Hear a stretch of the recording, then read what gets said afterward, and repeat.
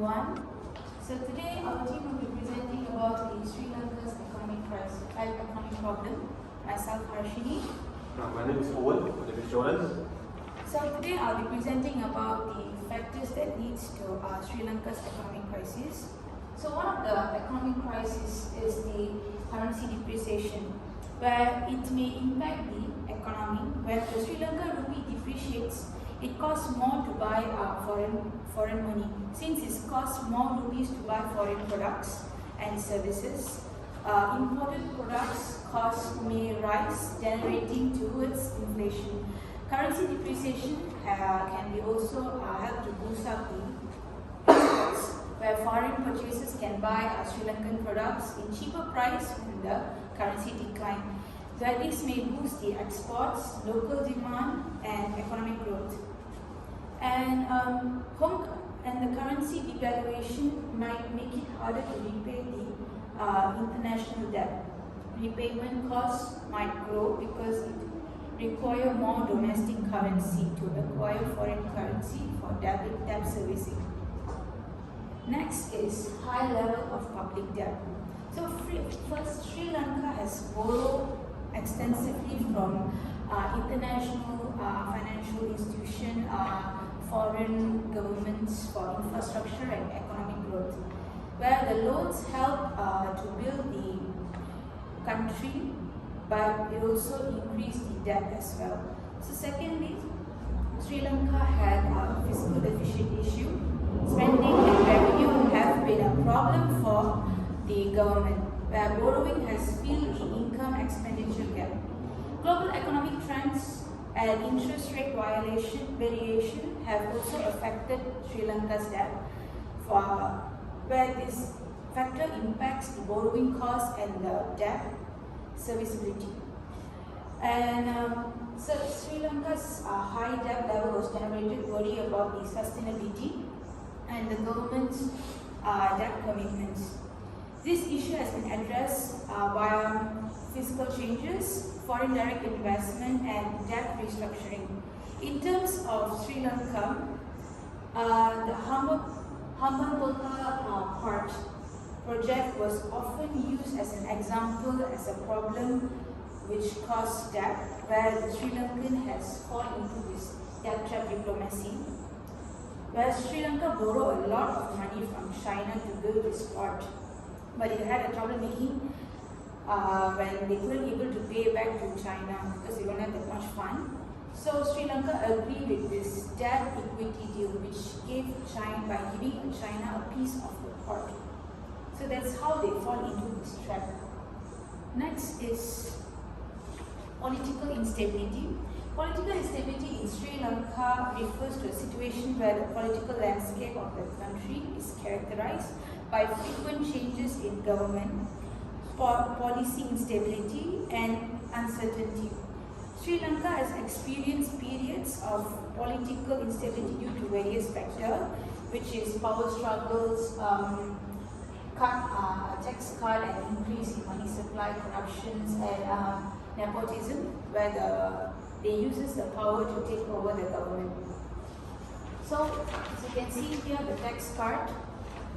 By doing the tax cut and increasing the money supply, they thought it could make it help the government to attract more investors towards their country, because and helps to stimulate more consumer spending. By tax cut, it can be incentivize the businesses to invest and expand their operation. With reduced tax burdens, business may have more funds available for their investment, research and development, and hiring. Tax cut also can put money in the hand of consumer, which leads to increase in disposable income. This can stimulate the consumer spending. As individuals have more money to spend on goods and service, increased consumer spending can boost up the economic activity and contribute to economic growth. And there are various factors which lead to Sri Lanka into economic crisis because of this tax cut and increase in money supply. which affects the exchange rate when the import price is higher than the Sri Lanka's.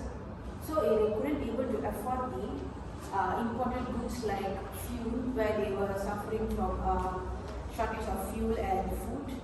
That's why they couldn't able to go to work. They have these transportation issues and so on. Next is the government revenue and budget deficit. Tax cut can potentially reduce the government revenue, leading to an increase in budget deficit. The government may need to find alternative source of revenue or cut expenditures to manage the deficit. Next is the corruption. Sri Lanka is consistently ranked poorly in global corruption indices, indicating high level of corruption within the country. Factors contributing to corruption include weak governance, lack of transparency and accountability, and inadequate anti-corruption measures. Corruption in Sri Lanka is often associated with political figure and institute. Cases of bribery, embezzlement, nepotism, and abuse of power have been reported involving politicians, public officials, and government agencies. This undermines public trust in the government and hampers effective governance. Like this Rajapaksa family, where this Mahinda Rajapaksa was the first person who was appointed as a prime minister in 2004. By using his power, he brought all of his family members coming in actually. So this leads to many crises where they use government as for their own personal preferences, and they are being very biased towards the other Sri Lankans as well. Next is the external factors that leads to economic crisis, which is COVID-19. So the tourism industry has collapsed actually in Sri Lanka because it was a major source of revenue for Sri Lanka, but it has been severely affected. Travel restriction, lockdowns, and fear of virus have led to a sharp decline in international tourist arrival, resulting in significant losses of hotel, restaurants, and other tourism-related business. This had a negative impact on employment and foreign exchange earning. Next is the reduce in economic activity, where domestic economic activities have also been affected by lockdown and restriction on movement. Many businesses, particularly small business enterprises, have faced financial difficulties and closures.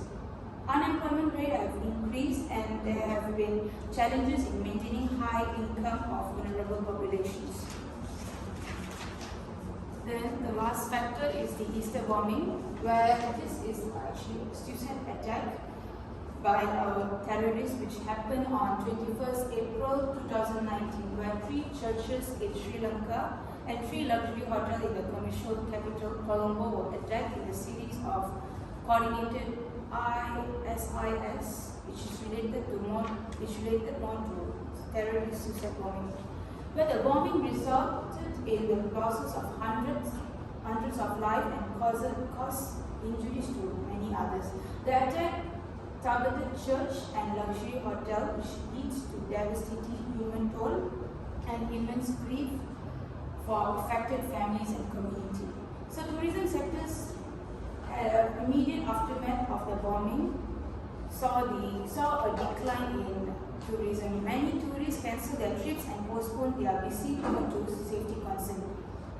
And it also slowed down the foreign investment because of their security concern, because the bombing raised concern about the security situation in Sri Lanka, where the foreign investors become apprehensive about the stability and safety of the country, which leading to the decrease in confidence and the reluctance to invest. The attack highlighted vulnerabilities and potential risks, making international business more cautious about committing their resources to Sri Lanka. Next is economic uncertainty.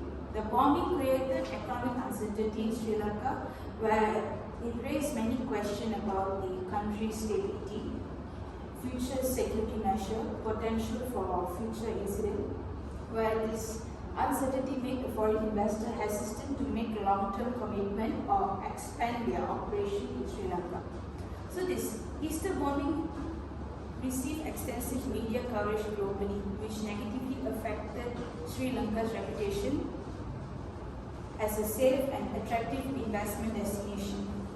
The bombing created a perception of insecurity and instability, making it more challenging for Sri Lanka to attract foreign investors.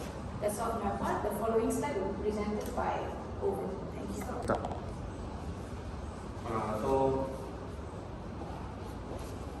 I'm Owen, and I'll be continuing to present for my part.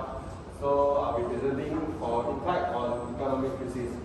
So the first thing is an unemployment rate increase, and as you can see from the graph, from previously reported value of 5% during September 2022, and the unemployment rate in Sri Lanka decreased 0.2% into 4.8% in December 2022. So many of the people and families struggle to achieve.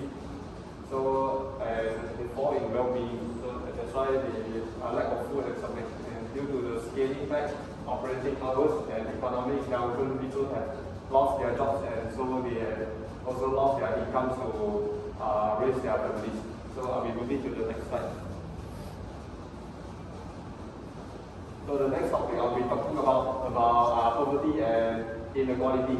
So according to the data of the World Bank during 2023, so more than half of the population in estate regions still live below the 3.65 poverty threshold, despite estimates that urban and rural poverty will have increased by 3 times and 2 times to 15 and 26%. So the low-income, daily wage, and informal sector workers are especially affected because they get less income, and poverty can rise, limiting to healthcare, education, and housing. So I'll be moving to the next. Will be health issues. So the economic crisis can restrict access to healthcare and public healthcare sector. The Guardian report as Sri Lanka's economic situation gets worse. So life threatens shortage of medicine and essential supplies are a serious issue as they get a very limited quantity of the medicines. So this will affect the mental health of Sri Lankans. So the next one will be the education crisis as well. So school fees, materials, and other educational costs may be tough for low-income families as they don't have the money to send their children to the school. So this can increase the dropout risk and impede quality education, limiting personal and professional advancement. So 60% of the participants expressed concern about the possibility that kids will drop out of school because they don't have the income to pay for their school fees. So I'll be passing to Jordan for the next part. Good morning, everyone. Today I would like to talk about difficulties in Sri Lanka in poverty again.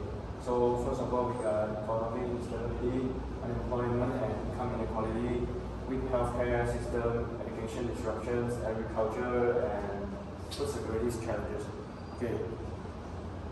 The first one I'm going to talk about is economic instability.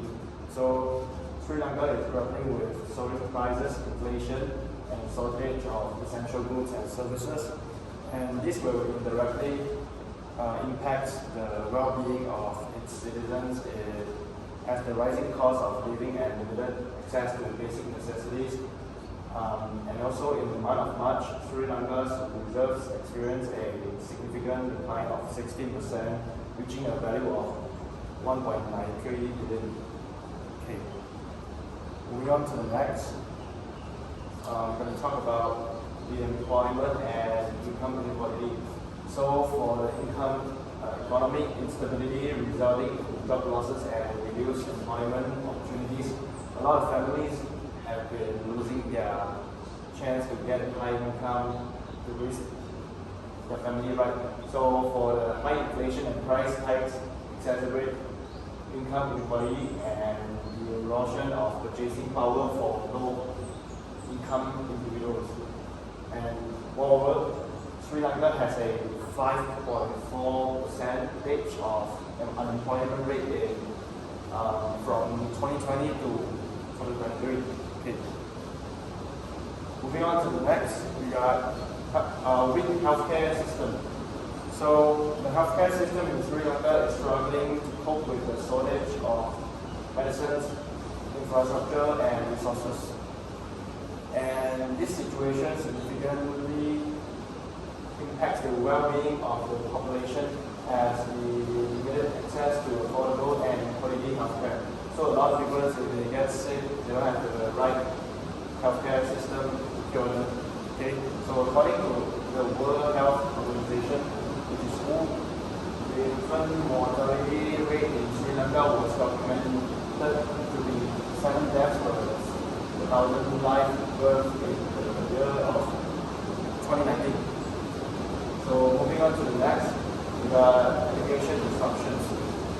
So the closure of schools and shift to remote learning due to the crisis has adversely affected children's education. So the children in Sri Lanka has not been able to attend the school physically, and the adverse effects on children's education, particularly those from disadvantaged backgrounds like poor families and low-income families. So, and also limited access to education hindering long-term opportunities for socio-economic improvement. And approximately 60% of the participants expressed concern about the possibility of their children dropping out of school as the education is disrupted. So, last, we're going to talk about agricultural and food security challenges. So, Sri Lanka's agricultural sector faces significant challenges, including the ban on chemical fertilizer imports and subsequent crop failure. So, there are a lot of farmers that can't crop their own stuff and food. So, the vulnerability of the agricultural sector has impacted the poor productivity of the food security and increase the reliance on imports. Further accelerating poverty rates. Okay. Next, I'm going to pass to Kajini. In next, Polish. So this is the last part of the presentation, which is a recommendation in order to improve the tourism sector of Sri Lanka. So at first, sustainable tourism should be implemented, where it is known as an ecotourism, which refers to a form of tourism that takes into account the environmental, social, economic impacts of travel and aims to minimize any negative effects while maximizing the positive contribution to local communities and the environment, which focuses on preserving natural and cultural resources, promoting community involvement and ensuring local long-term sustainability. Next is enhancing the international cooperation, where establishing a partnership and networks. Sri Lanka can actively seek partnership with international organizations, tourism associations, other countries that have expertise in sustainable tourism. This can facilitate knowledge sharing, capacity building, and collaborative projects which aim at promoting sustainable practices. Next is optimizing e-visa process and implementing a strict immigration policy. In order to prevent the next suicide attack to occur in Sri Lanka, this is one of the strategies that Sri Lanka government should be implement, where optimizing the visa process, which can simplify and expedite the visa application procedure, where it reduces the paperwork and administrative burden for both applicants and immigration authorities. And optimized e-visa process can attract more tourists, and provide user-friendly and convenient for travelers to obtain visa